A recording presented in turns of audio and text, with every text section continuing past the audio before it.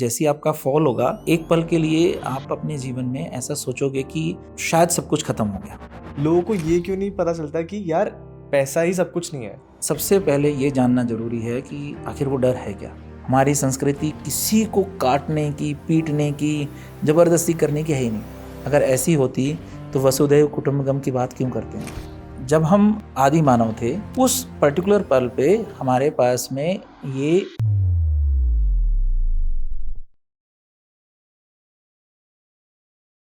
This is episode 2 of the Mridul Pramar Show, and we have a great guest today, Param Des sir. He is also my mentor. He gives speeches in CBSE, train youth, and talk about spirituality, how to unlock your subconscious mind, and talks about a lot of things that we gonna deep down and deep dive in today's conversation. So आज की conversation में बहुत ज़्यादा मज़ा आने वाला है. हम बहुत सारे सिनेरियोज में बात करेंगे. आज का यूथ क्यों इतना ज़्यादा एंग्शियस हो रहा है, स्ट्रेस मैनेजमेंट क्यों नहीं है, एंजाइटीज इश्यूज इतने सारे क्यों आ रहे हैं आज की डेट में, why the use of mobile and social media, how are they impacting our lifes, everything we will decode today from depth. So please enjoy the show, please enjoy this podcast, this episode. And अगर आपको अच्छा लगे, अगर आपको इतनी सी भी 1.1% भी value में अगर आपकी लाइफ में ऐड कर पाते हैं तो please do subscribe our channel the Mridul Parmar show. And चलिए शुरू करते हैं अब. Thank you so much. How are you sir, कैसा लग रहा है? बहुत अच्छा. I feel the energy right now in the room. Yes. आप क्या ही थोड़ा सा एकदम काम कंपोज्ड वो दिखता है sir whenever I talk to you. So whenever I do come with you and we have a conversation, so it's like I am feeling and I'm going back to the era when I was very younger version of myself. So ये मैं context दे देता हूँ audience को. So sir, I am from a military school. So sir was my mentor at that time, and I was preparing for NDA, National Defense Academy. So sir defence के लिए बच्चों को train करते थे, उनको मोटिवेशन देते थे कि कैसे आप एक नॉर्मल टायर 2 टायर 3 सिटीज से भी आके ये सब चीज़ आप क्लियर कर सकते हो. So when ever I have any problem in my life, when I am not able to figure it out, I'm not able to understand the aspect of my life, I go to Param sir and he truly helped me out. So sir, आप क्या चीज़, पहले तो हम बात करने जाते हैं आपकी जर्नी के बारे में कि आपकी जर्नी कैसे रही है अभी तक. How did you able to cope up with your life, कैसे स्पिरिचुअलिटी और मेडिटेशन ने आपको लाइफ में एक अलग मोटिवेशन दी है कि आप इस लाइफ को ऐसे भी जी सकते हो और एक लाइफ के 2 पहलू होते हैं. सो आपने वो कैसे अनलॉक कर पाए हो इतनी टेंशन्स सारी चीज़ों के बावजूद भी. Whenever I talk to you और anyone talks to you, he is basically like, why Param sir is so composed, why Param sir is super composed, and how did you manage to do that? Mridul, पहले तो मैं I really thankful to you कि हम कुछ इस तरह के platform पे आकर के और बातें कर पा रहे हैं.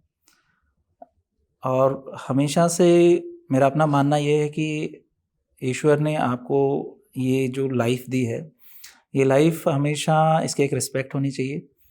ज़िंदगी में चैलेंजेस आएंगे, it's a part of your life, और आपको जीवन जीने के लिए मिला है तो you just go and enjoy your life. Apart from that, अगर मैं अपने बारे में कहूँ तो मेरी जर्नी में चैलेंजेस रहे हैं, लेकिन ईश्वर ने हमें इतना साहस, इतनी ताकत और हमें वो सभी तरह की शक्तियाँ दी जिससे कि हम उन चैलेंजेस को ओवरकम कर पाए. इसके अलावा लाइफ में बिज़नेस किया, जॉब्स की, तो एक एम्प्लॉई और एक एम्प्लॉयर के रोल में भी रहे. और सबसे बड़ा मज़ा मुझे आया जब मैं वाकई में यंग बच्चों के लिए कुछ कर पाया.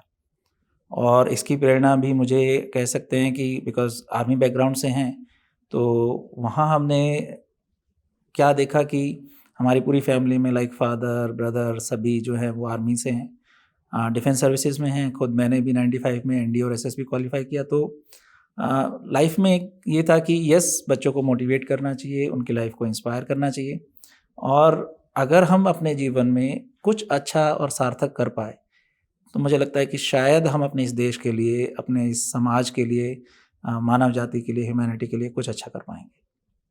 तो ये एक थॉट प्रोसेस रहती है कि अगर आप आए हो तो you have to respect all and accept all. Great sir. So I want to know like for example, I'll tell you about myself. So whenever I'm doing really good in my life, I have done multiple businesses. I have also helped my father businesses to grow and scale to a level. And I also run an agency where we are helping out founders and brand owners to create their own personal branding as well as a digital IP. I've also make a good amount of decent money in my life right now. And so the thing is, the moment I go to bed and I close my eyes, every rushing thought come to my mind that if tomorrow when I wake up and I lost everything, there's nothing left. How do I cope up with that thought? Because that is kind of a very haunting fear for me. Because अगर कल को सब कुछ खत्म हो जाता है, अगर मेरा ग्रेटेस्ट फेयर अगर मैं बताऊं तो मेरा ग्रेटेस्ट फेयर ये होगा कि अभी तक हमारे माँ बाप हमारे साथ हैं. My father and mom are entering in to that late 50s वाला एज. एंड वो जो एक फेयर बिल्डअप होता है कि अभी तक तो वो हैं, तो सब चीज़ें मैनेज हो रही हैं. कल को वो जब लोग नहीं रहेंगे, how would I able to cope up with my life? How would I able to work, think, act, anything? मैं सब कैसे मैनेज कर पाऊंगा? तो मेरी लाइफ का ये बिगेस्ट फियर है. और ये सब चीज़ें मैं जोड़ता हूँ पैसे से भी, रिलेशन से भी, और अपनी लाइफ के एस्पेक्ट से भी. और बीइंग सक्सेसफुल, ये जो इतना बड़ा एक सोसाइटी ने एक आपको टाबू बना रखा है कि आप अगर सक्सेसफुल नहीं हो तो nobody will actually respect you, nobody will actually believe in you. अगर आपके पास जेन्युइनली पैसा है तो पावर है, सारी चीज़ें हैं. सो सर, मेरा मेन क्वेश्चन ये कि कल को मैं जब चीज़ें मैं रात को सोने जाता हूँ, ये सब चीज़ें मेरे को आके हॉन्ट करती हैं, तो how do I cope up with that? और ऐसा मेरे ख्याल से और भी लोगों के साथ होता होगा जो अपनी लाइफ में फाइनेंशियली बहुत ज़्यादा इंडिपेंडेंट है, एक अच्छी स्टेबिलिटी पे आके वो लोग आ चुके हैं, but still these kind of things haunt them. And how do we cope up with that? Mridul, देखो, इसमें हमें एक बात समझना है कि सबसे पहले ये जानने की कोशिश करते हैं कि डर या फियर होता क्या है. बिल्कुल ठीक है, यदि हमारे पास बहुत सारा पैसा है, उसके खो जाने का डर होता है. किसी के पास कोई स्टेटस है, कोई पावर है, किसी ने कुछ भी एक्यूमुलेट किया है, whatever they have accumulated in their life, उसके खो जाने का डर जिसे हम कहते हैं, वो सबके पास होता है. तो लाइफ में जैसे अब हमारा जीवन है, इस जीवन के खो जाने का डर है कि कहीं कुछ हमें हो ना जाए, इसलिए we spend a lot of money on medical insurance and everything. हम कहीं पर भी जाते हैं, कुछ अगर जैसे अभी लास्ट टाइम कोरोना आया था तो सबको लगने लगा था कि अरे ऑक्सीजन तो बहुत इंपॉर्टेंट है, and they paid a lot of money to survive in that particular epidemic situation. तो सबसे पहले ये जानना ज़रूरी है कि आखिर वो डर है क्या, और उस डर का एक्सट्रीम क्या है. जैसे मान लेते हैं कि मेरे पास में बहुत सारा पैसा है, उस पैसे के खो जाने के बाद में क्या मेरे जीवन में कुछ बचता है या नहीं बचता है. मेरे पास में मेरे माता पिता हैं, मेरे पास में मेरे अच्छे दोस्त हैं, मेरे भाई बहन हैं, उनके होने से बहुत कुछ होता है. उनके हमारे जीवन में रहने से हमारे जीवन में एक अच्छी दिशा और एक नई ऊर्जा का हमेशा स्रोत हमें मिलता है. लेकिन अब कहीं ना कहीं तो इंडिपेंडेंट जर्नी तो जो है वो शुरू होगी. क्या इससे पहले हमारे मम्मी पापा के जो मम्मी पापा थे, उन्होंने अपने जीवन में अपना कर्तव्य पूरी तरह से निभाया और फिर उसके बाद में वो पंचतत्व में विलीन हो गए. ऐसे ही सृष्टि में बहुत से राजा आए, उन्होंने बड़े बड़े किले बनाए. आप जयपुर में देखिए, जोधपुर में देखिए, चित्तौड़गढ़ में देखिए, सभी आए, उन्होंने बहुत कुछ ऐसे बड़े बड़े निर्माण किए जो आज भी हम देखते हैं, लेकिन सब खाली पड़े, उनसे भी छूट गया. तो जब हमें सबसे पहले एक्सेप्टेंस होनी चाहिए कि लाइफ में जो भी कुछ हमारे पास है वो एक ना एक दिन किसी और का हो जाने वाला है. और सबसे पहली चीज़ ये कि मेरा अपना मानना ये है, क्योंकि अगर मैं अपनी लाइफ को देखूं तो एक पल में मुझे बहुत ज़्यादा ज्ञान का अहंकार हुआ कि कहीं कि मैं बहुत नॉलेजेबल हूँ और मैं कोई भी एंट्रेंस एग्ज़ाम क्रैक कर सकता हूँ. तो कहीं ना कहीं फिर नेचर ने उसमें बिल्कुल ज़ीरो पर लेकर के आए. फिर देन उसके बाद मुझे ये लगा कि यस, मुझ में शक्ति बहुत है. तो आई प्लेड वेरी वेल अपने कॉलेज टाइम में, फुटबॉल, वॉलीबॉल, बैडमिंटन, इन टीम्स को मैंने रिप्रेजेंट किया, अपने कॉलेज की टीम्स को. तो लगने लगा कि बहुत ताकत है, तो ईश्वर ने उसमें भी बिल्कुल ज़ीरो दिखाया. ऐसे ही पैसे का हुआ कि बिज़नेस किया, बिज़नेस का एम्पायर बहुत एक्सपेंड किया। गुड़गांव में, दिल्ली में ऑफिसेज़ थे, बहुत एम्प्लॉइज़ भी थे, बहुत अच्छा सब कुछ का चल रहा था। But all of a sudden near about I think 2012 में वो सब कुछ ज़ीरो हो गया। तो ऐसा नहीं है कि ये सब कुछ ज़ीरो हुआ तो हमने अपने जीवन में कुछ नया नहीं किया। So I will take it like this कि ठीक है, हमने कुछ मेहनत की थी, उस मेहनत से हमने कुछ अचीव किया था एंड उस प्लानिंग में या उसके एग्जीक्यूशन में हमसे कुछ भूल हो गई, जिसकी वजह से हम एक डाउनफॉल में आ गए and we will take it in a very positive way और हम उसके बाद फिर से एक स्टार्ट करें। You know, life is not something जो कि किसी एक पर्टिकुलर टारगेट को अचीव करना, एक गोल को अचीव करना, ये ज़िंदगी है ही नहीं। It's an infinite kind of thing जिसमें कि आप बहुत कुछ करते हो, बहुत कुछ सोचते हो। तो जब कभी भी एनर्जी की बात होती है तो हमें डर सबको लगेगा, नो डाउट। अगर कोई इंसान कहे कि उसको डर नहीं लगता है तो मैं मानता हूँ कि वो इंसान झूठ बोल रहा है। हम सबको डर लगता है, लेकिन इस डर को एक्सेप्ट करना पड़ेगा। तो एक टाइम पे एक कविता लिखी थी मैंने, उसमें ये था कि डर को डरा और भय को भयभीत कर, भर हुंकार और रणबेरी की गूंजे तान। तो मतलब हम अगर अपनी लाइफ को एक युद्ध की तरह से लें और उसमें हम कोशिश करें अपने आप को कि यस वी कैन, लाइक अपने लाइफ में हम एक्सट्रीम्स को देख सकते हैं, बट यूजुअली ऐसा होता नहीं है। समहाउ अगर हमसे ही कुछ गलतियां होती है तो उसका भुगतान तो करना पड़ेगा। So fear is something you have to either forget everything and run, or you face everything and you have to rise above it. So this is what I need to say. So be positive and don't feel like कि जो आया है अगर मेहनत का है तो वो स्टे करेगा, वो स्टे करेगा। सर ये जो चीज़ आपने बताई है ना, अभी ऑडियंस को ना इसका एक डीप में जाते हैं, थोड़ा डाइव में करते हैं इसको, एकदम अंदर तक इंटरनली जाके इसको एक्सप्लेन करते हैं। आप इसको ऐसे एक्सप्लेन कर सकते हो, फॉर एग्जाम्पल आपकी लाइफ में एक ऐसा टर्निंग पॉइंट आया जो आप बता रहे हो कि आप एक अच्छे लेवल पे थे, आप अच्छा एक बिजनेस बना रखा था, एवरीथिंग वाज रियली गुड, सब अच्छा चल रहा था, बट अचानक से एवरीथिंग वेंट ऑफ, कुछ ऐसा हुआ कि सब खराब हो गया। How do people should cope up in that particular time? उस टाइम, उस पर्टिकुलर मोमेंट में अपने आप को कैसे स्थिरता लानी चाहिए, कैसे अपने दिमाग को फोकस करना चाहिए? क्योंकि उस टाइम पे तो लगता है कि सब चीज़ छूट रही है, जो भी मैंने बनाया, जो भी मैंने करा, सब खत्म होने वाला है, अब कुछ भी नहीं बचा है। लोग इसी की वजह से आज आप देखोगे इंडिया में majority people are committing suicides. अगर आप फार्मर ले लो, बिजनेसमैन ले लो, कोई भी कॉर्पोरेट एम्प्लॉय ले लो, सब लोग सुसाइड कर रहे हैं। आपको पता है इतनी इतनी ज़्यादा मेंटल प्रेशर, इतना ज़्यादा ये जो एनजाइटी है, डिप्रेशन है, ये इतना ज़्यादा बढ़ चुका है। फॉर एग्जांपल अभी मैं रिसेंटली एक यूट्यूबर है, उनका वीडियो देख रहा था। आप उनके बारे में बात करेंगे तो वो इतने, उनके 7 मिलियन फॉलोअर्स हैं इंस्टाग्राम पे, 12+ मिलियन उनके सब्सक्राइबर्स हैं यूट्यूब पे।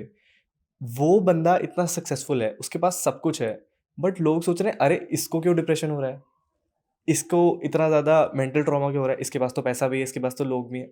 लोगों को ये क्यों नहीं पता चलता कि यार पैसा ही सब कुछ नहीं है, आपका माइंडसेट ठीक होना, आप अपने आप में ठीक हो, आप खुश हो, आप सारे काम कर पा रहे हो, ये एक अलग चीज़ है। और आप सही नहीं हो, आप लोगों से बात करना प्रेफर नहीं करते, आपको अकेला रहना अच्छा लगता है और आप मेंटली डिप्रेस्ड हो, तो लोग क्या करते हैं, उनको लॉजिक देना चालू कर देते हैं कि अरे नहीं आप तो इसलिए ये गलत कर रहे हो, तब इसी वजह से आपके पास ये इतना प्रेशर है, आप जानबूझ के इतना प्रेशर ले रहे हो। बट लोग कभी भी वो उनकी बैक ऑफ द स्टोरी में जाके नहीं पूछना चाहते कि एक्चुअली में उनको क्या प्रॉब्लम्स आ रही हैं।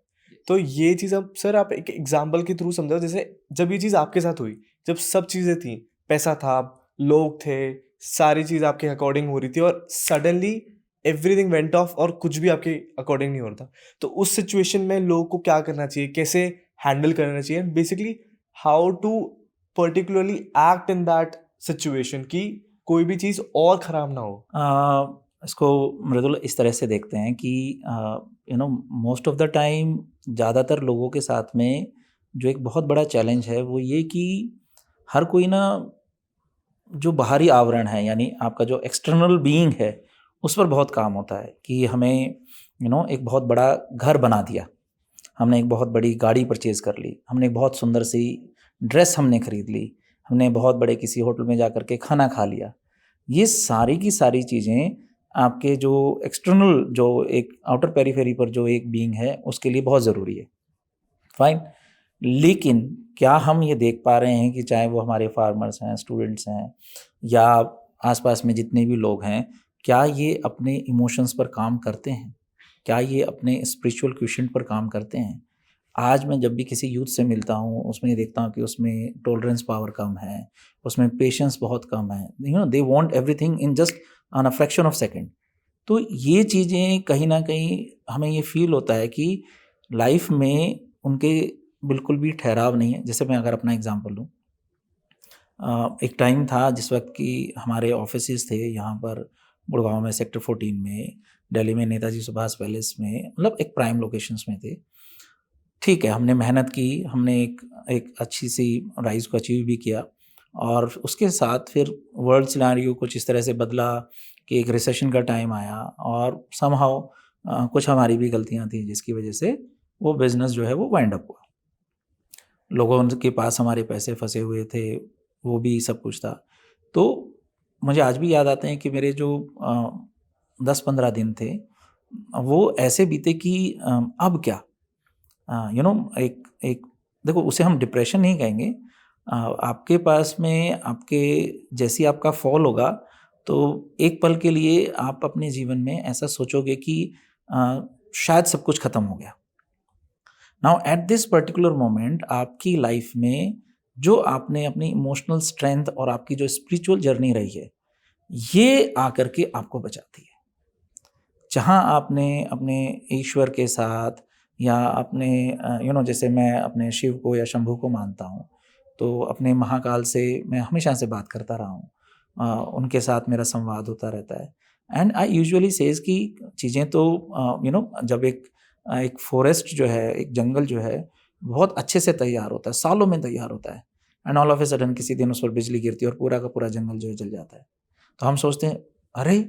ये तो लॉस हो गया। लेकिन एक्चुअल में वो लॉस नहीं होता, वो स्टार्टिंग होती है एक न्यू बिगिनिंग की, एक नए जंगल बनने की, एक नए फॉरेस्ट बनने की। मेरी लाइफ में भी कुछ ऐसा ही हुआ। मेरी ज़िंदगी में जब ये पड़ाव आया तो मैंने जॉब शुरू की। अ, मैं हमेशा एम्प्लॉयर रहा और जीवन में बहुत से लोगों को नौकरी दी और जब बात आई कि एक एम्प्लॉयी बनना है तो एकदम रिस्पेक्ट के साथ ईश्वर के आशीर्वाद मान करके हमने अपने बहुत कम सैलरी पर एक जॉब शुरू की। लेकिन अपने इस 14 वर्ष के वनवास में जो ये 14 इयर्स बीते 2012 से 2026 तक, हमने वापस वो वैभव, वापस वो चीज़ें अपनी मेहनत से, अपनी समझ से उसको पा लिया। लेकिन यहाँ मैं सबसे बड़ी बात कहना चाहूँगा कि जो आपने पहले भी कहा मृदुल कि ऐसे स्टेज में एक्चुअल में ये पता चलता है कि आपके सच्चे दोस्त आपके माता-पिता हैं। वो आपकी पावर होते हैं। मैं ये बात अपने बच्चों से, इवन अपने स्टूडेंट से आज भी कहता हूँ कि जीवन में कुछ भी करना, लेकिन अपने मम्मी-पापा को ना कभी भी दुखी मत करना। उनकी ब्लेसिंग्स बहुत काम करती है। उनकी ब्लेसिंग्स का एक ऐसा सुरक्षा कवच आपके चारों तरफ बन जाता है कि एक्सट्रीम से एक्सट्रीम कंडीशन में भी आपको वो मनोबल, वो आत्मबल आपको प्रदान करता है और आप ना हर उस लहर से, हर उस तूफ़ान से आपकी नौका जो है पार हो जाती है। जिस भी जगह पे आपको लगता है कि यस ये छूट गया या ये चला गया, लेकिन वो सँभाल लेते हैं। ईश्वर भी आपको सँभालते हैं। तो आपको इंटरनली स्ट्रॉन्ग होने की ज़रूरत है और मैं हमेशा अपने यूथ को भी कहता हूँ, यंग बच्चों को भी कहता हूँ कि आप ना ज़िंदगी में at least give at least 5 to 10 minutes meditation. आप कोई भी किसी भी ईश्वर को मानते हैं, आप उनका ध्यान कीजिए। आप ना जब हम एक दीपक जलाते हैं अपने पूजा घर में या घर में किसी भी अच्छे पवित्र स्थान पर, तो उस दीपक के पीछे एक साइंटिफिक लॉजिक है। हम करते क्या हैं? दीपक एक तरह से एक आधार है और इस आधार में हमने एक रुई की बाती बनाई, उसके बाद हमने उसमें घृत या घी डाला और फिर माचिस, यानी आपकी जो लाइफ है, your life is something like, आप इसको एक मैच स्टिक से भी कंपेयर कर सकते हो कि एक सरफेस है, ये आपकी लाइफ है जो बहुत रफ सी है, लेकिन आपके पास आइडियाज़ हैं। जैसे ही आप इस एक्सपीरियंसेस पे, रफ एक्सपीरियंसेस पे अपने आइडियाज़ को ऐसे आप उसके ऊपर उसको स्ट्राइक करते हो, तो बिकॉज ऑफ द फ्रिक्शन एक टेम्परेचर राइज होता है, इग्निशन टेम्परेचर अचीव होता है और आपकी मैच स्टिक जो है वो इनलाइटन हो जाती है, आप जल जाती है। अब आप क्या कर रहे हो, इससे आप इससे बड़े ऊर्जा के केंद्र यानी दीपक को प्रज्वलित करते हो। तो ये एक प्रोसेस अपने आप में बहुत साइंटिफिक है और मैं इसे कहूँगा कि स्पिरिचुअल लेवल पर आप डेली कर क्या रहे हो कि नथिंग से समथिंग क्रिएट कर रहे हो और वो समथिंग आपके लिए एक बहुत बड़ा आत्मबल, एक सुरक्षा कवच तैयार करता है। तो चाहे वो यूथ की बात है, फार्मर्स की बात है, आप देखिए जितने भी फार्मर्स हैं वो अक्सर सुसाइड कहाँ करते हैं, जब उन्होंने कोई लोन लिया होता है अपनी बिटिया की शादी के लिए, या उन्होंने घर में कुछ ऐसा करना होता है और वो लोन नहीं चुका पाते हैं, तो उनको एक कष्ट, उनको एक भार महसूस होता है। So loan of money, loan of good deeds, ये सब भार पैदा करते हैं। किसी ने कोई एहसान कर दिया तो आपने बहुत दबा दबा सा महसूस करोगे। तो ज़िंदगी में उतना ही लेना चाहिए जितना हम संभाल सकें। और मेरा हमेशा से ये रहता है, एक तर्क रहता है कि आप अपने जीवन में थोड़े सा वक्त हमेशा कुछ दान, कुछ गरीब लोगों के लिए, समाज के लिए आप डेली पेड़ पौधों के साथ वक्त बिताइए एंड यू विल फाइंड कि जब आप पेड़ पौधों की सेवा करते हैं, उनकी गुड़ाई करते हैं, उनको पानी देते हैं, तो आपको ना एक एक ओजस प्राप्त होता है और आप अपने जीवन में हर उस क्षण को, यानी जो भी चैलेंजेस आएंगे, देखो चैलेंजेस आप कोई इंसान कहे तो हम हमेशा से, हमारे बुजुर्गों ने भी ये कहा है, पूर्वजों ने भी, कि जब तक सांसें रहेंगी तब तक समस्याएं रहेंगी। तो ये समस्याओं का अंत तो शमशान में जाकर के ही समाप्त होना है। तो लाइफ में ये समझना होगा कि जब भी हम कहीं जाएंगे हमारे पास में चैलेंजेस आएंगे, तो थोड़ी सी समझदारी, थोड़ा सा साहस और थोड़ा सा संपर्क अपने माता पिता के साथ रखिए, चीज़ें ठीक हो जाएंगी। सर बात करते हैं अभी एथिस्ट लोग के बारे में। जो आप अगर कंपेयर करोगे सर, जो एथिस्ट लोग होते हैं और जो नॉन एथिस्ट होते हैं, बेसिकली जो बिलीवर्स होते हैं, वो इन दोनों का बिलीफ सिस्टम बहुत अलग होता है। जो एथिस्ट लोग हैं सर, वो बिलीव करते हैं आंखों देखी बातों पे। फॉर एग्जाम्पल, जो भी इंसिडेंट उनके सामने हुआ है और वो उसको लॉजिकली प्रूव करते हैं साइंस के बेसिस पे कि साइंटिफिकली ये चीज़ प्रूवन है, तो भाई मैं इस चीज़ को मानूंगा। अगर साइंटिफिकली ये चीज़ प्रूवन नहीं है तो I will not believe it, because भगवान किसने देखा है? कोई भी नहीं जानता। बट वहीं पे आप जैसे लोग आते हैं या फिर और भी लोग ऐसे आते हैं जो कंप्लीटली बिलीवर हैं, जिनका एक माइंडसेट, जिनका अपने खुद की अंतरात्मा में वो हर पल, हर मोमेंट पे, हर एक टाइम पे वो फील कर पाते हैं कनेक्शन, जो कि है सुप्रीम गॉड। वो किसी फॉर्म में हो सकता है, अल्लाह की फॉर्म में हो सकता है, भगवान की फॉर्म में हो सकता है, श्री कृष्ण की फॉर्म में हो सकता है, जीसस की फॉर्म में हो सकता है, किसी भी फॉर्म में हो सकता है। सो हम हर, आपने अभी जो चीज़ बताई कि हम हर अपने जो कोई भी हमारे पास परेशानियाँ आ रही हैं, कोई भी जो चीज़ें ऐसी आ रही हैं जो हमें अपनी लाइफ में स्ट्रगलिंग फेस में डाल रही है, या फिर हमारा वहाँ पे टेस्टिंग फेज स्टार्ट हो रहा है और एक न्यू बिगनिंग स्टार्ट हो रही है, तो हम अच्छे टाइम में तो भगवान को याद करते नहीं है।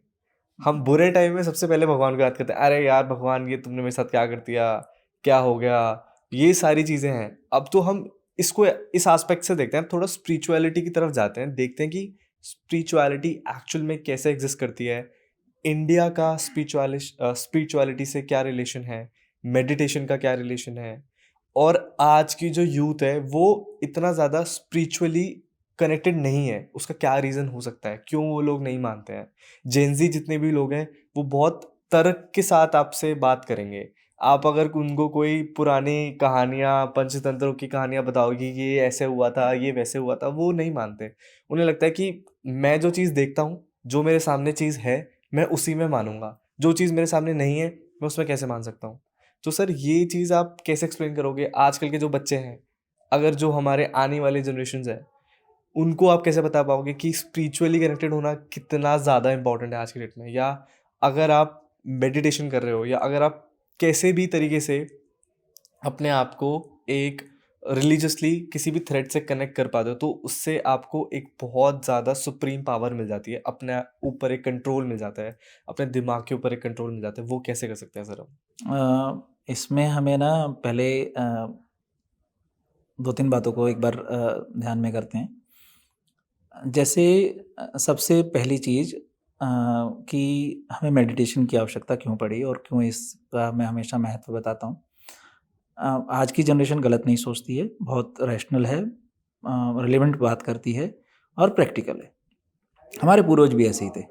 हमारी जो पहले की सोच थी या जो हमारे पूर्वज थे, बहुत प्रैक्टिकल थे। इसके हमारे पास में we have enough of evidence with us, जिसमें कि हम साइंटिफिकली इस चीज़ को प्रूव कर सकते हैं कि ये चीज़ें बहुत हद तक कैसे चली। जैसे यू नो आप इसको इस तरीके से समझो कि लाइफ में अगर आपके पास में पानी में बहुत ज़्यादा टर्बुलेंस है, तो वहाँ हमें कभी भी अपना चेहरा नहीं दिखाई देता है।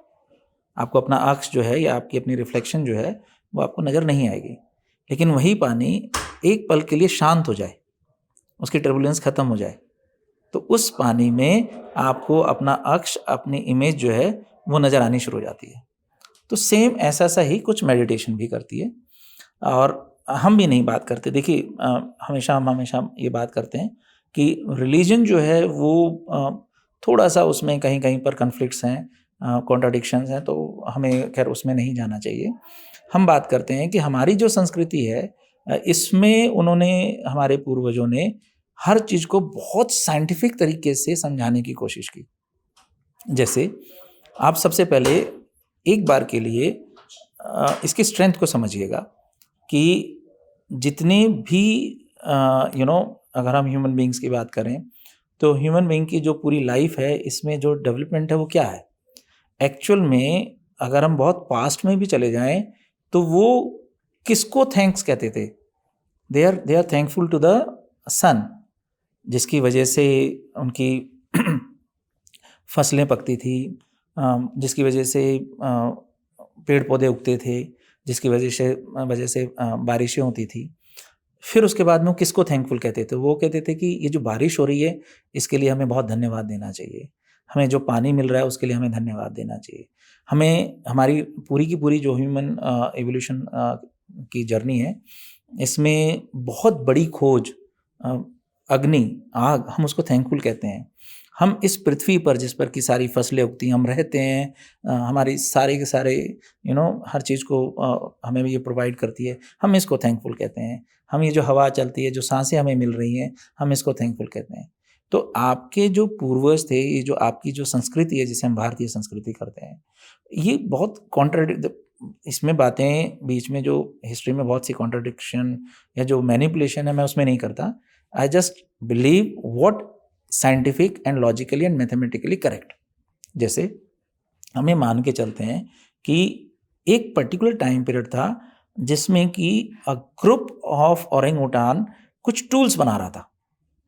यहाँ मेरा अपना मानना ये है कि आप इस बात को ऐसे समझिए कि किसी भी स्पीसीज में, अगर आप you just compare with any one of the species जो कि आज अर्थ पर प्रेजेंट है, क्या शेर ने या जिराफ ने या क्रोकोडाइल ने या विल्ड बीस्ट ने या वुल्फ ने, किसी ने भी कभी कोई टूल्स बनाए हैं? Is it a possibility? या कोई आपने देखी हो कि उन्होंने कोई टूल्स बनाने शुरू किए हों? वी वर द वन जिन्होंने जिंदगी में अपनी खुद की एक्सपेंशन खोजी, अपनी एक एक्सटेंशन क्रिएट की। ये एक्सटेंशन क्या थी? वो थे टूल्स। अब ये जो टूल्स बने हमारे पास में, इन टूल्स की वजह से हम घर बना पाए, हम पहाड़ों को काट पाए, हम नदियों का रास्ता बदल पाए। हमने इस संसार में, जो संसार जिस रूप में चल रहा था, उसमें बदलाव ले आए। लेकिन जब बदलाव ला रहे थे हम, तो उस वक्त हमारी जो थॉट प्रोसेस थी, वो थॉट प्रोसेस थी कि हमारे अंदर एक एम्पैथी, एक ग्रेटिट्यूड, एक कर्टसी, कि हमें जो भी कुछ मिल रहा है, हम उसके लिए थैंकफुल थे। यानी हमारे वेदों में क्या कहा गया? वेदों में सबसे पहली चीज़ ये रचना की गई कि वो नहीं जानते कि ये यूनिवर्स कौन चला रहा है। वो नहीं जानते ये यूनिवर्स कहाँ से बनता है, इस यूनिवर्स के अंत क्या है। क्योंकि आज के जो साइंटिस्ट हैं, क्या वो मुझे बता सकते हैं कि हमारा जो सोलर सिस्टम है, वो बताते हैं कि वो एक मिल्की वे गैलेक्सी में है। हमारी मिल्की वे गैलेक्सी जैसी 10⁻99 गैलेक्सीज हैं। मैं उनसे पूछता हूँ, ठीक है, वो क्या बनाते हैं? वो एक मेगा यूनिवर्स या उससे मल्टी यूनिवर्स, वो उसके बाद क्या है? उसके बाद क्या है, उसके बाद, तो आपको इन्फिनिटी में आपको आंसर नहीं मिलते हैं। So there is a complete deadlock there. अब ऐसे ही माइक्रो लेवल पर बात करें, वहाँ पर भी ऐसा ही है। तो आपके पूर्वज या हमारे पूर्वज जो थे, हमारी संस्कृति में क्या था कि उन्होंने कहा कि देखो, जिसकी वजह से पूरा संसार चल रहा है, किसकी वजह से? एक अर्थ है जिस पर हम जी पा रहे हैं, उस पर फायर है, उसके ऊपर विंड्स हैं, उसके ऊपर वाटर है, और इन सब को ला करके या इनकी साइकिल्स को जनरेट करने की ताकत सन के पास है। ठीक है, हमने इनकी रिस्पेक्ट करनी शुरू की, हमने इनको थैंक यू बोलना शुरू किया। अब धीरे धीरे धीरे धीरे हमने ये कहा कि जो भी पावर इस यूनिवर्स को चला रही होगी वो निराकार है, वो सर्वव्यापी है, हम नहीं जानते वो क्या है, लेकिन हमने उसको नमन किया। अब पूरे यूनिवर्स को साइंटिफिकली देखें तो वी वांट 3 डिफरेंट एनर्जीज। जैसे हमारे यहाँ पर पहले कोई मूर्तियाँ नहीं थी, हमारे यहाँ पर वेदों में सिर्फ आप ये कहेंगे कि जिस भी वजह से, चाहे वो पेड़ पौधे, अगर पीपल का देवता है, मतलब पीपल को हमने देवता क्यों कहा? 24 आवर्स ऑक्सीजन दे रहा है। कोई भी एक पर्सन जो है वो अगर किसी पेड़ पौधे की पूजा कर रहा है, उसको पानी दे रहा है, तुलसी की पूजा करना, इट्स ऑल गुड थिंग। इसमें बुरा क्या है? गौ माता की पूजा करना, इट्स ऑल गुड थिंग। तो उसमें आपको ये समझना पड़ेगा कि साइंटिफिकली ये चीज़ें बहुत करेक्ट थी। वेदों में भी हमने अग्नि, वायु, पृथ्वी, आकाश, जल, इन सब का नमन किया और उनको हमने एक आशीर्वाद के रूप में लिया। अब बात कहाँ से आती है कि उस वक्त वेदों में या आपके पूर्वजों ने ये देखा कि पूरा का पूरा यूनिवर्स जो है, ये यूनिवर्स बनाना है या कुछ क्रिएट करना, जैसे जंगल बनाना है, तो आपको क्रिएशन वाली एनर्जी चाहिएगी। तो क्रिएशन वाली एनर्जी को आपके पूर्वजों ने, हमारे पूर्वजों ने ब्रह्मा कह दिया, जिसको आज हम बार बार क्रिएटिवनेस या कुछ कह रहे हैं, तो संस्कृत में उसको ब्रह्म या ब्रह्मा कहा गया। अब आपने कुछ बना दिया तो उसको सस्टेन करने के लिए आपको मटेरियल अर्थ ज़रूरत पड़ेगा ना, तो उस सस्टेनिंग पावर को या सस्टेनिंग एनर्जी को हमने विष्णु कह दिया। जो चीज़ बनी है उसको डिस्ट्रॉय करना बहुत ज़रूरी है, तभी तो स्पेस क्रिएट होगी, कोई नई चीज़ आएगी, उसको हमने महेश या शिवा कह दिया। ब्रह्मा जी क्रिएटिव एनर्जी है, क्रिएटिव एनर्जी को ज्ञान की आवश्यकता होती है। आप एक पेंटिंग बनाना चाहते हैं, आप एक स्टैचू बनाना चाहते हैं, तो आपको ज्ञान चाहिए, बुद्धि चाहिए। तो हमने ज्ञान को सरस्वती या शारदे बोल दिया। तो ब्रह्म यानी to create something you required knowledge, तो ब्रह्म के साथ में हमने माँ शारदे को रखा। विष्णु यानी सस्टेनिंग एनर्जी, उनके साथ में हमने लक्ष्मी यानी धन, अर्थ या मटेरियलिस्टिक ग्रोथ को रखा, क्योंकि आप अगर घर को भी चलाना चाहते हैं तो आपको पैसे की जरूरत पड़ेगी कि नहीं पड़ेगी? रेपुटेशन बनाए रखने के लिए, रिस्पेक्ट के लिए, या किसी भी चीज़ की सस्टेनेबिलिटी के लिए कंपनी जब बनाई है हमने, तो उस कंपनी को चलाए रखने के लिए पैसा तो चाहिएगा। आज हम इस जगह पर बैठ करके पॉडकास्ट कर रहे हैं, तो क्या ये सारे इक्विपमेंट नहीं चाहिए थे क्या हमें? इनके बिना क्या ये पॉडकास्ट संभव थी? तो हमें इनका नमन करना पड़ेगा। क्या जाता है अगर मान लीजिए हमारे ये भाई हैं या ये जो आपकी पूरी टीम है, ये अगर अपने इस कैमरे को, माइक को सुबह आकर के थैंक यू बोल देते हैं, तो इसमें गलत क्या है? इसकी वजह से, और आप इस बात को मैं हमेशा से कहता आया हूँ, इस पूरे यूनिवर्स में नॉन लिविंग थिंग्स है ही नहीं। सिर्फ बात है इंटरेक्टिव और नॉन इंटरेक्टिव कम्युनिकेशन की। मेरी बॉडी को आप लिविंग बोल पा रहे हो क्योंकि मेरी बॉडी के एटम्स इंटरेक्शन करना जानते हैं, बात करना जानते हैं। ये मग जो है, इसको आप नॉन लिविंग बोल रहे हो क्योंकि बना तो ये भी एटम से है, लेकिन इसके एटम्स आइसोलेटेड हैं, ये नॉन इंटरेक्टिव है। क्योंकि ये नॉन इंटरेक्टिव है तो इसको आप लोगों ने नॉन लिविंग बोल दिया। मैं नहीं मानता, इस संसार में सब कुछ सबका भाव समझते हैं। तो मेरे इंटरेक्टिव एटम्स इस माइक के एटम्स को अगर थैंक यू बोल रहे हैं तो ये भी रिस्पॉन्ड करेगा, जल्दी से खराब नहीं होगा, आपका कैमरा नहीं खराब होगा। ये चीज़ें आप करिए, आप चीज़ों की रिस्पेक्ट कीजिए तो चीज़ें आगे बढ़ती हैं। तो आपके पूर्वजों ने स्पिरिचुअलिटी को देखने का जो नज़रिया था, वो नज़रिया बदला।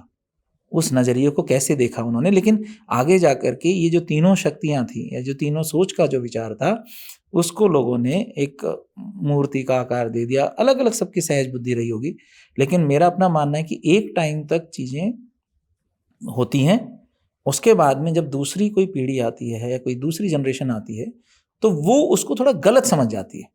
जैसे मैं अगर मृदुल, इस पर एक छोटी सी मुझे घटना याद आ गई।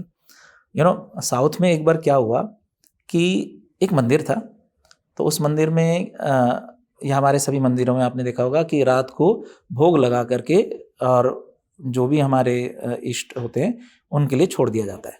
करेक्ट। तो अब क्या हुआ कि एक पुजारी जी थे, वो रोज रात को कुछ फल आहार या कुछ जो खाना था कि भाई ईश्वर के लिए रात्रि के लिए वो छोड़ देते, सुबह आते तो वो जो खाना था वो उन्हें उसमें से कुछ भाग जो है खाया हुआ मिलता। तो पुजारी जी ने कहा यार ये क्या होता है, मैं रोज भोग लगाता हूँ और भोग लगाने के बाद में इसमें से कुछ खा लिया जाता है, तो ऐसा तो मैंने अभी तक देखा नहीं। तो पुजारी जी ने निश्चय किया कि एक रात वो रुकते हैं, सोएंगे नहीं। तो उन्होंने रात्रि में देखा कि एक छोटा सा एक होल था जो मंदिर के अंदर एंट्री करता था, उस होल में से एक बिल्ली आती है और वो बिल्ली आकर के उस आहार को ग्रहण करती है। तो पुजारी जी ने कहा यार जीव ही तो है, तो एक काम किया जाए। उन्होंने कहा भाई बिल्ली जो है वो डेली आ रही है और वो खाना खा रही है, तो उन्होंने एक प्रोसेस स्टार्ट की।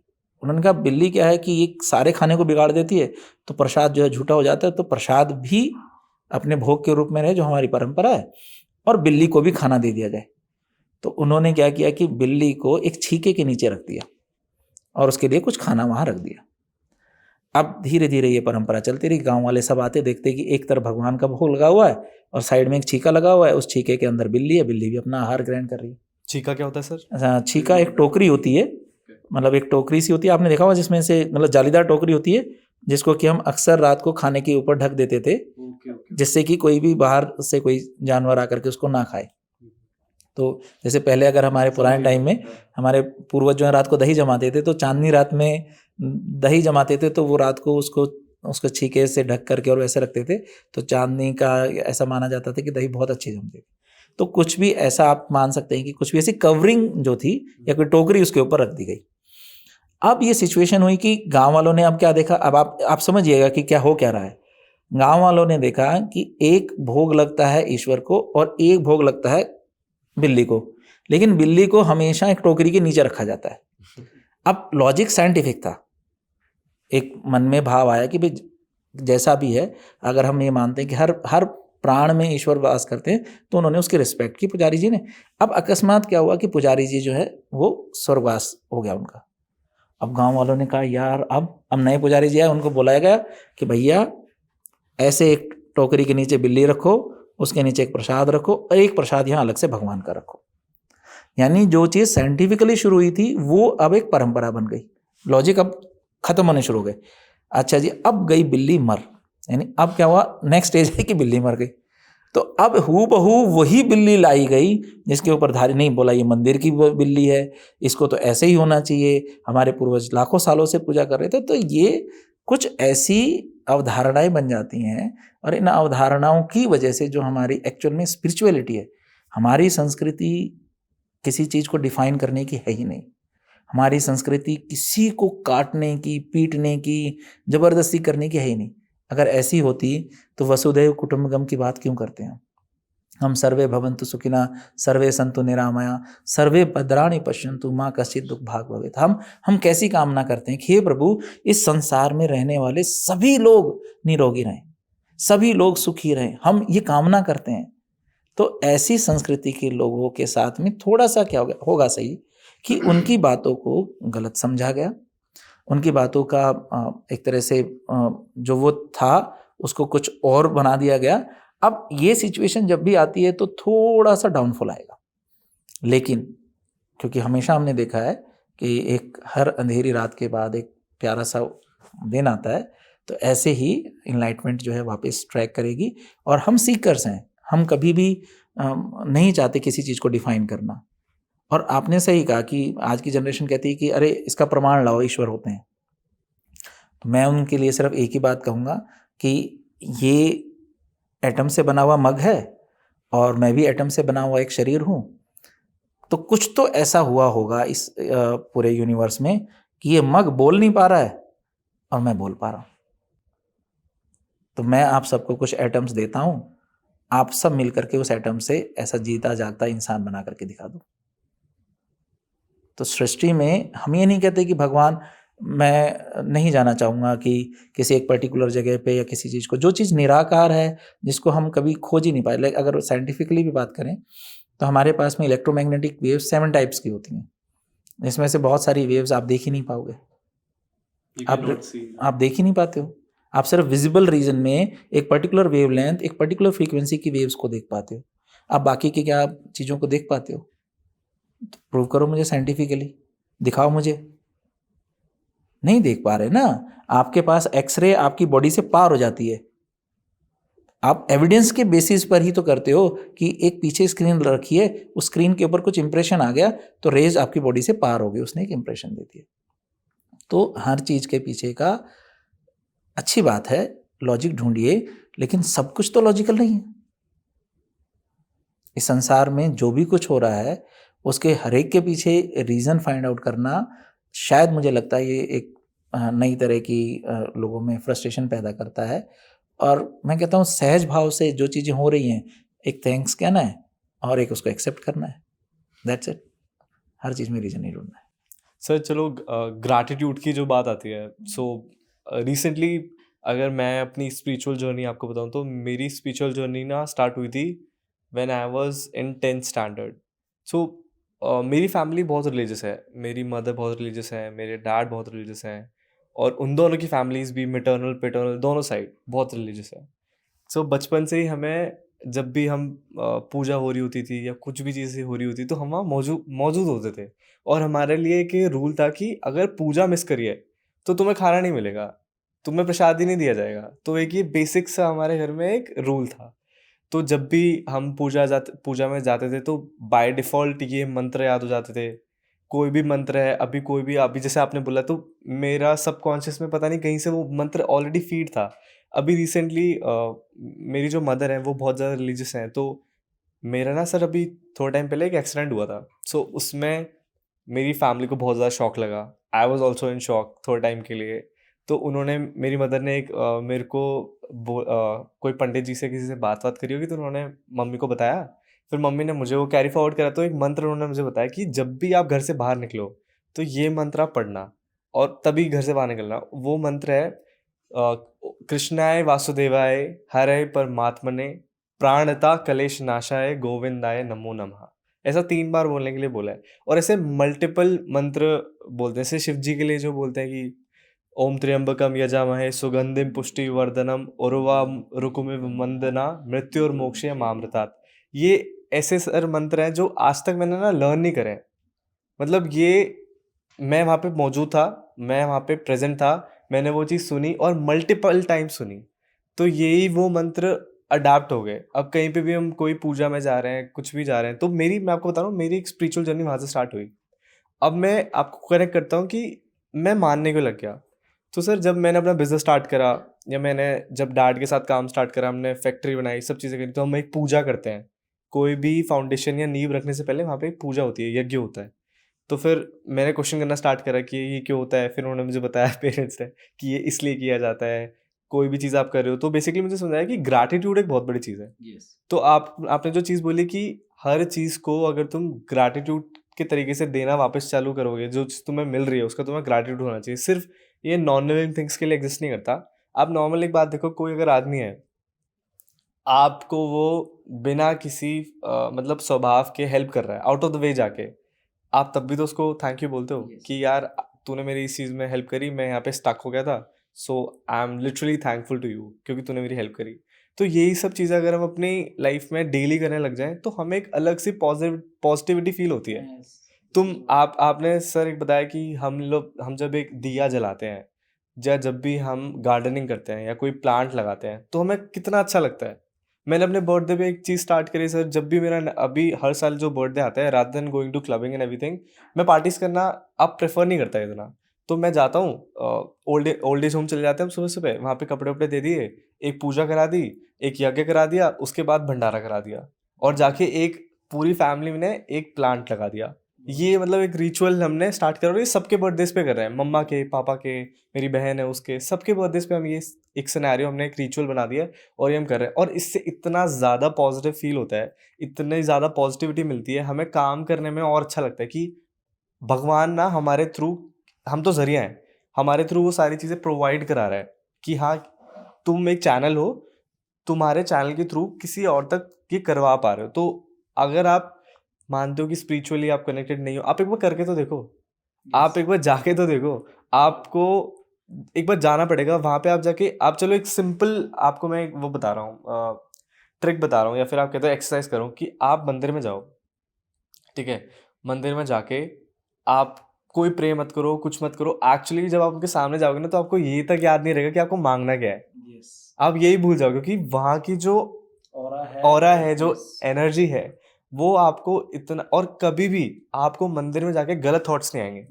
तो जब आप बोलते हो कि आप सब चीज़ों को लॉजिकली देखते हो, तो ये भी तो एक लॉजिक है। आप ये चीज़ करके देखो, अगर आपके मन में आ रहे हैं तो भाई कोई ना कोई कुछ प्रॉब्लम है। नहीं क्योंकि उसमें मृदुल, मैं देखो इस चीज़ को इस तरीके से भी देख सकते हैं हम कि कहते हैं ना, जिसकी जैसी रही भावना जैसी, प्रभु मूरत तिन देखी तिन तैसी।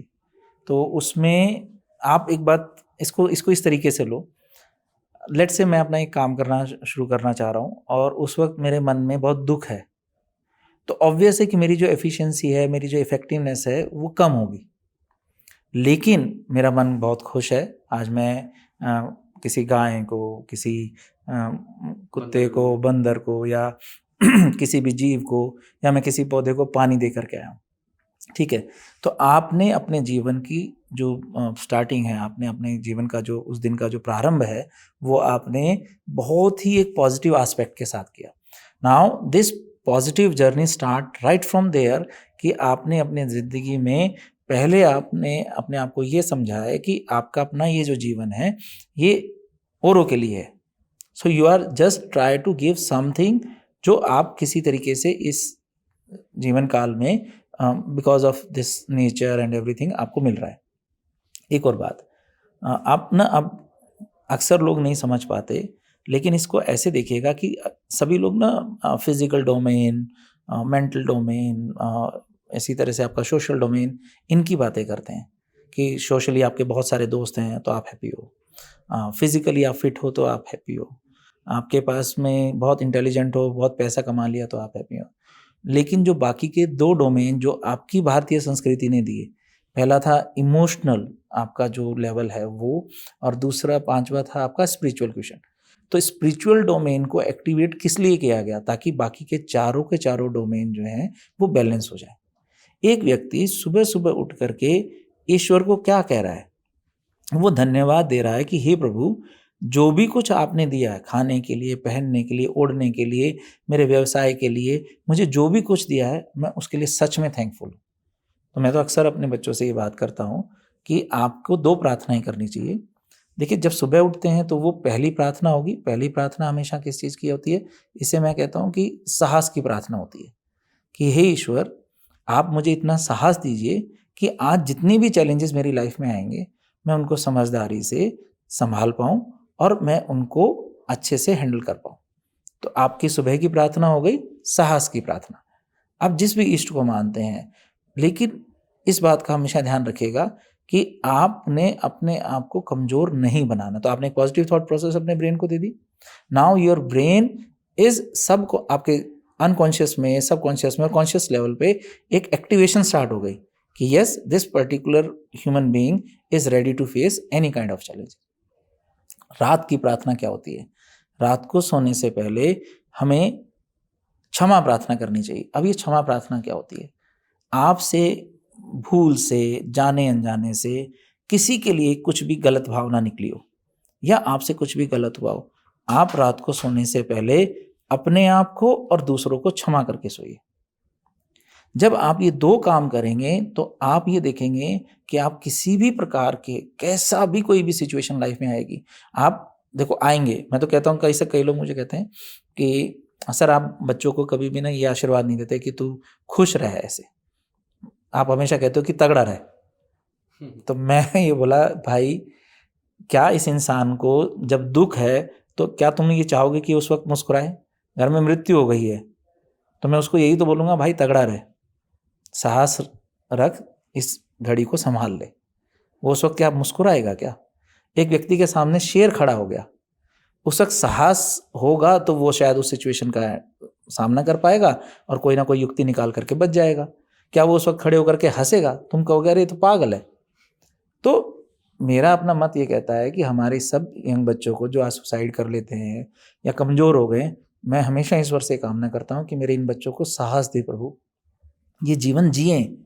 बड़ी मुश्किल से ये जीवन मिलता है, इसका सम्मान करें, जीवन में कभी भी हार ना माने। मैं कहता हूँ छिन जाए हमसे सब कुछ, छिन जाए। जैसे अक्सर मैं बड़े विद्वान लोगों से सुनता हूँ कि देखो अगर मेरा ये हाथ कट गया तो अभी आप मुझे क्या किस नाम से पुकारोगे? क्या कहोगे? कौन हूँ मैं? बताओ मृदुल, क्या कौन हूँ मैं? डिसेबल्ड। नहीं, आप कहोगे परम सर हैं। हाँ, मैं परम सर। दूसरा हाथ कट गया तब भी मैं कौन हूँ? परम सर। मेरी दोनों टांगें कट गई तब भी मैं कौन हूँ? परम सर। तो जब मैं यहाँ पर हाथ पैर दोनों हाथ कटने के बाद मैं परम हूँ ना, तो उस परम का सम्मान करो, उस जीवन का सम्मान करो और आप अपने जीवन में जितने सहज और सरल रहेंगे, आप मदद करो ना, सबकी मदद करो, सबके लिए अच्छा करो। कोई व्यक्ति जैसा जीना चाहता है उसे जीने दो। अगर कोई आदमी, जैसे मैं तो अक्सर लोगों को कहता हूँ, मेरे बहुत सारे दोस्त हैं, वो आकर के अगर मान लीजिए अपना कोई भी काम कहते हैं कि सर हमारा ट्रेडिशन ये कहता है कि आप इस वक्त यहाँ पर बैठ करके इसको ऐसे नहीं ऐसे कर दो, कर देते हैं।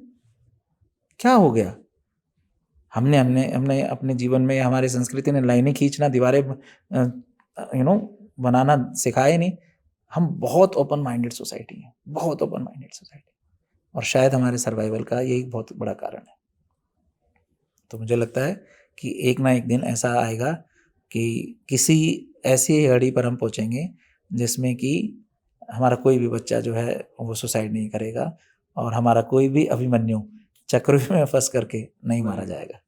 सर सबकॉन्शियस माइंड की जो बात है, तो इसको साइंटिफिकली तरीके से भी अगर देखा जाए तो ऐसा बोलते हैं कि जो हमारा जो मेन माइंड है और जो सबकॉन्शियस माइंड है, तो जो सबकॉन्शियस माइंड है वो 10 टाइम्स हमारा मेन दिमाग से ज़्यादा पावरफुल होता है। तो इसको ऐसे भी बोल सकते हैं कि अगर हमें अपनी लाइफ में कुछ भी अचीव करना है, कोई भी गोल है, चाहे वो मटेरियलिस्टिक चीज़ें हों, चाहे वो कोई भी जो चीज़ हम जाना चाहते हो स्पिरिचुअली, मेंटली, फिजिकली, होलिस्टिकली, कुछ भी अचीव करना चाहते हैं हम लाइफ में, तो वो क्या सबकॉन्शियस माइंड से अगर हम उसको ट्रेन करें, अगर उसको हम यूज़ करें या फिर उसकी जो पावर अनलॉक करें, तो ऐसी कोई टेक्निक है या ऐसी कोई स्ट्रैटेजी है जो चीज़ हम कर सकते हैं और वो चीज़ एक्चुअल में पॉसिबल भी है या नहीं? मैंने कहा ना कि देखिए आप एक्चुअल में कर क्या रहे हैं, कि जब हम बात कर रहे हैं, हम इसको प्रेयर कह रहे हैं या पूजा कह रहे हैं या मेडिटेशन कह रहे हैं, आप एक्चुअल में कर क्या रहे हैं? जैसे आपने कहा कि आप कुछ मंत्रों का उच्चारण करते हैं, चाहे वो महामृत्युंजय मंत्र है या आप कृष्ण वासुदेवाय नमः का आप जाप करते हैं। सबसे पहले ना इस बात को समझिएगा कि जब हम आदि मानव थे, उस पर्टिकुलर पल पे हमारे पास में ये वॉइस बॉक्स था ही नहीं, तो हमारे मुंह से कुछ शब्द ही नहीं निकल पाते थे। तो धीरे धीरे धीरे धीरे ये चीज़ें डेवलप हुई, हम बोलने के लायक बने। अब जो साउंड निकलता है, इसको फिजिक्स की लैंग्वेज में अगर हम समझने की कोशिश करें तो ये एक पर्टिकुलर वाइब्रेशन क्रिएट करता है।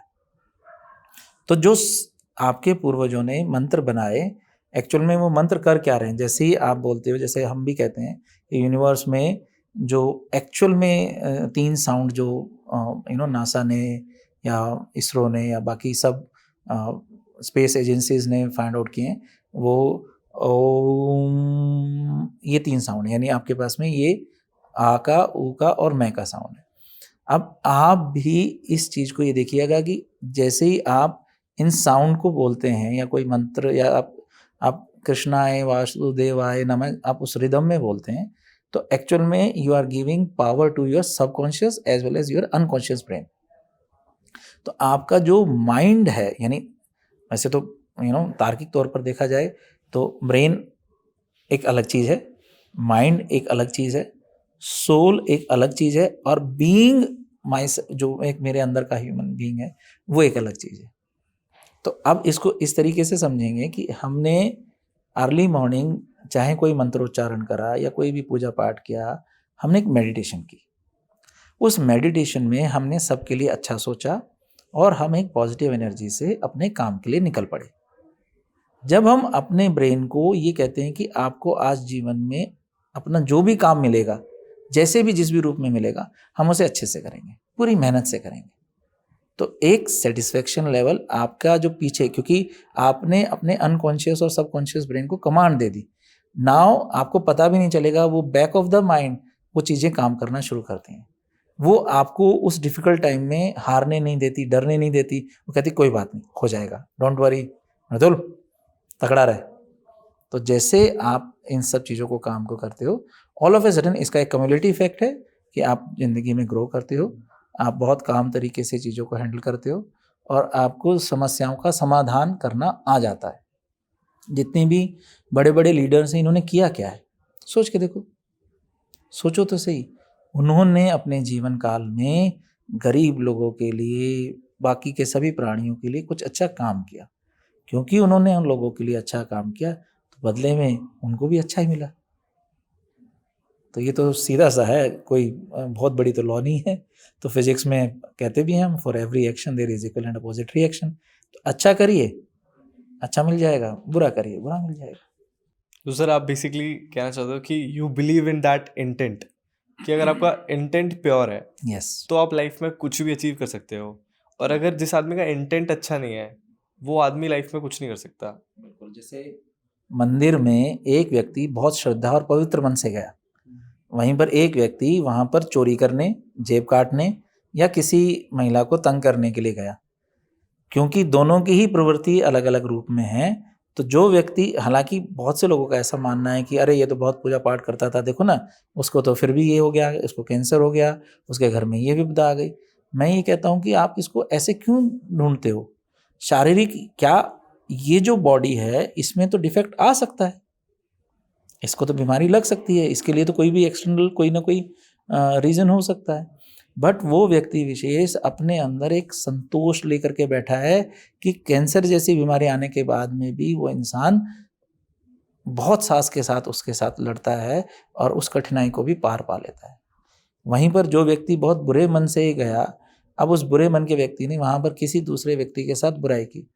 अब हम ये देखते हैं कि वो व्यक्ति अपने जीवन में कोई बहुत ज़्यादा तरक्की, आपने किसी जेब कतरे को या किसी क्रिमिनल को आपने बहुत ऊंचाइयों पे उठते हुए देखा है, अंत क्या होता है उनका? या तो पुलिस की गोली लग जाती है उन्हें, या वो वैसे ही मारे जाते हैं, या फिर कुछ उनके साथ गलत हो जाता है। तो हमारे इस समाज को, हमारे संसार को ये बात समझनी होगी कि जितना हम अपने समाज में अच्छी बातें की खुशबू जो है उसे फैलाएंगे, उतना ही ये समाज अच्छा होगा, पीसफुल होगा। अब ये जो लड़ाई झगड़े होते हैं, अब आप आज बात को समझिएगा, आज यूक्रेन में, रशिया में, ईरान में, इज़राइल में ये सब युद्ध हो रहे हैं। कहीं आपको नहीं लगता कि ये कुछ क्या ये सोच वहाँ के आम जनमानस की सोच है? कौन ऐसा इंसान है जो चाहता है कि मेरे शरीर के चिथड़े-चिथड़े हो जाएँ, बम गिरे और मैं मर जाऊँ? कोई नहीं चाहता। कोई नहीं चाहता। जिसने अपने, जिसके प्यारे-प्यारे बच्चे हैं, उसे वो चाहेगा कि उनके पूरे घर परिवार के ऊपर बम गिर जाए और वो फट जाएँ? ना, कोई मरना नहीं चाहता, सब जीना चाहते हैं। लेकिन कुछ गलत सोच की वजह से लोगों के बीच में ये आपसी एक मुतभेद। मतभेद पैदा हो गया। ये ज़हर घुलता ही जा रहा है। लेकिन मुझे लगता है शायद आने वाले समाज में अच्छा होगा और सब में भाईचारा बढ़ेगा और लोगों को एक ना एक दिन ये समझ में आएगा कि वो अगर किसी इंसान को मार रहे हैं, पीट रहे हैं, तो ये जीवन नहीं है।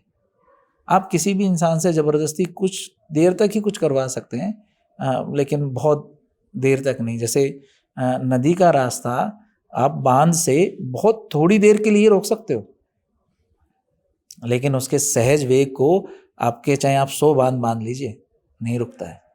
जिस दिन वो पानी से लबालब होती है, वो अपना रास्ता बदल लेती है।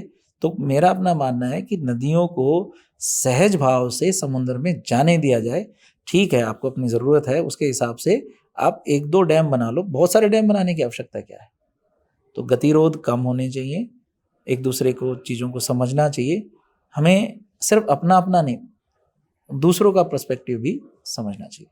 सर मेडिटेशन की जो बात करते हैं हम लोग, कि मेडिटेशन, सब लोग बात करें कि मेडिटेशन करना चाहिए, मेडिटेशन से आपको शांति मिलती है, you feel very energetic after that, you feel very calm and composed after doing meditation, but कोई भी एग्जैक्टली ये नहीं बता रहा कि मेडिटेशन करते कैसे हैं, मेडिटेशन में होता क्या है? बहुत सारे लोग ऐसे आँख बंद करके बैठ जाते हैं, ठीक है? अपनी जो साँस ले रहे हैं उस पे फ़ोकस करते हैं, बट उसके बाद दिमाग में बहुत सारे थॉट्स आते हैं। वो लोग 1 या 2 मिनट से ज़्यादा, मैं तो फिर भी 2 मिनट बोलूँ, बहुत सारे लोग तो आँख बंद करके बैठ ही नहीं पाते हैं। उनका दिमाग ही एक जगह पे मतलब स्थिर नहीं है। उनके दिमाग में अलग-अलग चीज़ें आ रही हैं, अलग-अलग थॉट्स आ रहे हैं। तो आज की जो यूथ है उसको मेडिटेशन भी सीखनी है, बट उसको बैठना भी नहीं है। तो एग्ज़ैक्टली एक ऐसी आप कोई टेक्नीक बता पाएँ, या फिर ऐसा कोई भी एक ऐसा आप बता पाएँ कि एग्ज़ैक्टली ये आप डेली कर सकते हो। आप इसको चाहे सुबह करो, चाहे शाम में करो, चाहे दोपहर में करो, किसी भी टाइम आप कर सकते हो, कहीं पे भी बैठ सकते हो, कोई इसमें रिस्ट्रिक्शंस नहीं है। तो वो आप एक बार बताओ कि आप कैसे करते हो? और आपने उस दिन मेरे से शेयर करा था, जब हम लोग बात कर रहे थे कि जब भी आप स्ट्रेस में होते हो, तो जब भी आप मेडिटेशन करते हो, उसके बाद आपके जो बॉडी के जो कॉर्टिसोल्स लेवल हैं, जो आपके जो स्ट्रेस लेवल्स हैं, वो बहुत डिक्रीज़ हो जाते हैं। और जितनी बार आप मेडिटेशन करते हो, उतनी बार वो स्ट्रेस रिलीज़ होता है और बॉडी और ज़्यादा काम हो जाती है। आपकी हार्ट बीट नीचे आ जाती है, आपका दिमाग कम सोचने लगता है, आप आराम से चीज़ों को, और क्लैरिटी है, जो दिमाग में हम बोलते हैं ब्रेन फॉग है, ये ब्रेन फॉग कैसे क्लियर करें वैसे? इसके लिए मृदुल हमें इसको थोड़ा-सा इस तरीके से समझते हैं। पहली बात तो सिर्फ़ आँखें बंद करना या सेंसेस को क्लोज़ करना is not the meditation at all. वो एक रास्ता है। जैसे मान लीजिए अभी हमारे पास में शोर आ रहा है। अब मैं और आप अगर अपनी बातों में बहुत अच्छे से बहुत अपनी उन बातों को एक-दूसरे से बहुत सहज भाव से और बहुत इंटरेस्ट से कर रहे हैं, तो क्या वो शोर हमें सुनाई देगा या हमारा ध्यान उस पर जाएगा? नहीं जाएगा। ऐसे ही आप इसका एक और एग्ज़ाम्पल मैं देता हूँ। एक बच्चा है, वो बोर्ड के एग्ज़ामिनेशन में मैथ्स का एग्ज़ाम दे रहा है और उसको वो पूरा एग्ज़ाम आ रहा है। अब वो पेपर कर रहा है और उन 3 घंटे में उस बच्चे के दिमाग में सिवाय मैथमेटिक्स के कोई दूसरी चीज़ आ सकती है क्या? मुझे बताओ, क्या उस वक़्त वो किसी घर की बात को सोचेगा या किसी ये सोचेगा कि यूक्रेन और रशिया का युद्ध चल रहा है या कोई और थॉट प्रोसेस को सोचेगा? सेम ऐसे ही कोई बच्चा है जिसको कि बैडमिंटन खेलने में इंटरेस्ट आ रहा है।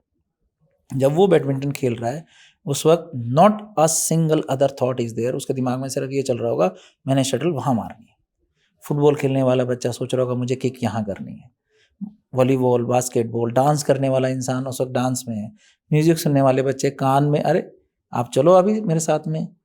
कान में दोनों में उनके वो डॉट्स होती हैं और वो अपना म्यूज़िक सुन रहे होते हैं, उन्हें पता ही नहीं पीछे से गाड़ी आ गई, कौन आ गया। गज़ब ध्यान में होते हैं। तो पहले तो मेडिटेशन जो प्रोसेस है, इसका सेंसेस से डिस्कनेक्ट होना is not the meditation at all. Meditation का मतलब है आप कोई भी एक काम पूरे मन से, यानी अगर आप खाना खा रहे हो, खाना खाते वक़्त सिवाय खाने के अगर आपके दिमाग में कोई दूसरा विचार नहीं आ रहा है, तो भैया वो मेडिटेशन है। आप अपने घर में बैठ कर के टीवी देख रहे हो, टीवी देखते-देखते आप सो गए, यानी आपका दिमाग उस वक़्त रिलैक्स है।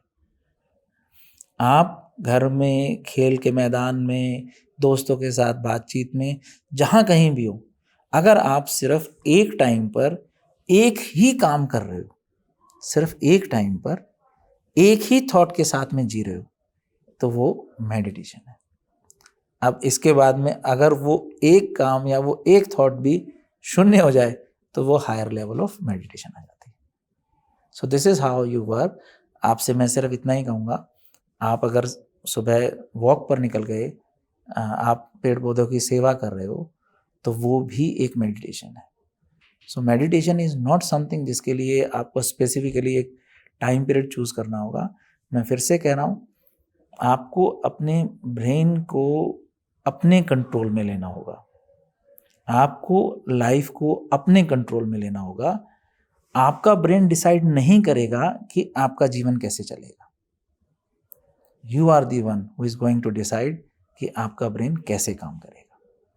The moment you take charge of your life in your hand, at that time आपका हर पल मेडिटेशन होता है। स्ट्रेस आएगा, लेकिन आपके सबकॉन्शियस ब्रेन ऑटोमेटिकली उस वक्त आपको कहेगा, अरे नहीं भाई, इसका भी सॉल्यूशन है। तो वो जो एक इंटरनल पावर है, वो आकर के आपको उस वक्त रिलैक्स करेगी, आपको पैनिक मोड में ले जाने से बचाएगी।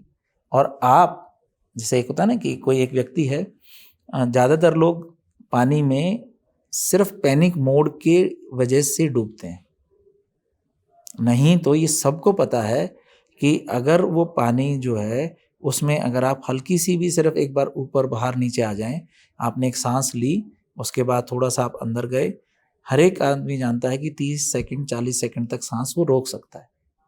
लेकिन घबराहट, पैनिक मोड इतना ज़्यादा होता है कि उस व्यक्ति के 5 सेकंड भी उसको कई घंटों के बराबर लगने लग जाते हैं। और ये कब होता है? जब उसका अंदर से सबकॉन्शियस माइंड और अनकॉन्शियस माइंड उसकी मदद नहीं कर रहा होता है। क्यों? क्योंकि आपने उसको एक्टिवेट नहीं किया। एक्टिवेट कैसे होगा? एक्टिवेट होगा ये जो डिफरेंट टाइप्स ऑफ मेडिटेशन है। मेडिटेशन का फिर से मैं कहूँगा कि आप एक चीज़ को देखिएगा कि बहुत से बच्चे हैं जो जब खेल रहे होते हैं अपने किसी भी एक, जैसे पेंटिंग कर रहा है कोई बच्चा, तो वो अगर सिर्फ पेंटिंग में ही गायब हो गया है कि उसको उस पेंटिंग के, तो वो बच्चा एक्चुअल में मेडिटेशन कर रहा है। और बाकी तो जो हठ योग है हमारा, जिसमें कि पतंजलि ने और उन्होंने काफ़ी कुछ काम किया है, वो है उसके अंदर। तो फिर वो अभी तो जो आज के यंगस्टर और जो आज के बच्चे हैं, मैं तो इनसे कहूँगा कि आप सिर्फ कॉन्शियस और सबकॉन्शियस के बीच के ब्रिज को ही पूरा कर लें। जो हठ योग है आपका, या जो सुप्रीम लेवल ऑफ मेडिटेशन है, उसमें आने के लिए आपको फिर अनकॉन्शियस वाली स्टेज पे जाना होगा, जो अभी आपके लिए यू डोंट नो वाला एरिया हो जाता है। तो मेडिटेशन के लिए आप सुबह अगर पूजा करते हैं, भगवान का ध्यान करते हैं, तो I think that is also a kind of meditation. Just do it, bounded नहीं होना है। सर ये एक लास्ट क्वेश्चन लेते हैं एंड एड्रेस करते हैं, मतलब जो मेन ऑडियंस है और जितने भी जेंजी लोग हैं या फिर जो भी लोग इस पॉडकास्ट को सुन रहे हैं, and you want to give one message to each one of the individual, सबके लिए एक बेसिक मैसेज आप देना चाहते हैं कि आप ऐसा करो और अपनी लाइफ को आप और बेहतर बना सकते हो और अच्छा बना सकते हो, जो भी काम आप कर रहे हो, just be in the present, कुछ भी ऐसा आप शेयर करें और बताएं। देखिए, आप एक बात सोचिएगा, जो एक्चुअल में आप आज जितने भी कन्फ्लिक्ट्स हैं वो क्या हैं कि मुझे उसने ऐसा कह दिया था, या मेरे साथ उसने ऐसा कर दिया था। यानी हम एक ऐसी चीज को लेकर के बैठे हैं जो एग्जिस्ट ही नहीं करती है। Can you believe it? आज जितने भी लोग एक दूसरे से बात नहीं कर रहे हैं, उसके पीछे का कारण वो पास्ट है जो आज एग्जिस्ट ही नहीं करता है। तो जो चीज एग्जिस्ट ही नहीं करती, उसके बारे में क्यों सोचना? किसी ने कुछ कह दिया होगा, वो उस मोमेंट का था, उसे माफ कर दीजिए, आगे बढ़ जाइए। आपके भाई से, आपके दोस्त से, जिसको आप वाकई में दिल से चाहते हैं, उसको एक सॉरी, एक थैंक यू बोलने में क्या जाता है? अगर किसी ने आपको कुछ बुरा भला कह दिया था, कोई बात नहीं, आप अपनी तरफ से शुरुआत कीजिए। आपका दोस्त आपको फ़ोन नहीं करता है, क्या हो गया? आप कर लो। सिचुएशन को समझिए। फ्यूचर वो ऐसा पल है जो आएगा या नहीं आएगा नहीं पता। पास्ट एक ऐसी चीज है जो बहुत दूर जा चुकी, जिसका वापस आना असंभव है। जैसे हम छोटे बच्चे थे, आज हम इतने बड़े हो गए, क्या मेरा बाल्यकाल या मेरा चाइल्डहुड वापस लौट के आ सकता है? क्या मेरा वो रूप वापस आ सकता है? इरिवर्सिबल है। तो जो चीज़ें बीत गई, उन चीज़ों के बारे में विवादों में नहीं पड़ना है। जैसे मैंने देखा है बहुत से लोग, पास्ट में ऐसा था, पास्ट में वैसा था, पास्ट में ये हो गया था। वाई? हिस्ट्री सिर्फ एक लेसन के रूप में एक्सेप्ट की जाए। फ्यूचर हमेशा आने वाली जनरेशन और जितने भी बाकी जो लिविंग बीइंग्स हैं, उनके साथ एक सस्टेनेबल कोलैबोरेशन में हो। मैं बस इतना ही कहूँगा। और जो आज की यंग जनरेशन है, इससे मेरी एक हमेशा से एक रिक्वेस्ट करता हूँ कि आप सबको ना एक पल के लिए सोचना चाहिए कि आप इस जीवन में अगर आए हैं, तो यहाँ आपको कई बार बहुत सी चीज़ें ऐसी मिलेंगी, ऐसे सर्कमस्टांसेस आएंगे जो आपको अच्छे नहीं लगेंगे। प्लीज़ थोड़ा सा पेशेंस रखिए। जस्ट डिले योर डिसीजन अगर कुछ बुरा ख्याल आ रहा है। और एक पल के लिए किसी भी इंसान के बारे में गलत सोचने से पहले उस इंसान ने आपके जीवन में अच्छा क्या किया है वो सोच कर देखिए, जीवन सच में बहुत अच्छा हो जाएगा। So my blessings are for you all and thanks a lot Mridul, आज एक बहुत प्यारी सी चर्चा करने के लिए, और ईश्वर ने चाहा तो इस तरह की चर्चाएं हम करते रहेंगे और बाकी सब विषयों के बारे में भी एक दिन फिर कभी बात करेंगे। तो आप सबको ढेर सारा आशीर्वाद, और यही कामना करूँगा कि अब किसी भी अभिमन्यु को चक्रव्यूह में नहीं फंसने देना है, किसी भी बच्चे को जीवन काल में गलत स्टेप नहीं लेने देना है, उन्हें साहसी बनाना है और उनके आत्मबल को बढ़ाना है। So today we had a lot of conversation around spirituality, meditation, how to cope up your mind in atrocities in a very dark situations, और कैसे उन चीज़ों से निकल के आप आ सकते हैं। आने वाले पॉडकास्ट में हम और भी ऐसी डेप्थ भरी बातों में जाएंगे और ऐसी चीज़ों के बारे में बात करेंगे जो सोसाइटी में एड्रेस नहीं हो सकती हैं, और उन चीज़ों को आप कैसे अपनी लाइफ में लाके इम्प्रूव कर सकते हैं, कैसे आप अपना एक बेटर वर्जन क्रिएट कर सकते हैं, और कैसे आप अपनी डेली लाइफस्टाइल को एक बहुत ही अच्छा बना सकते हैं और बहुत ही इजी बना सकते हैं। तो आज के लिए इतना ही, नेक्स्ट एपिसोड में मिलते हैं। Thank you so much guys for watching the Mridul Parmar show.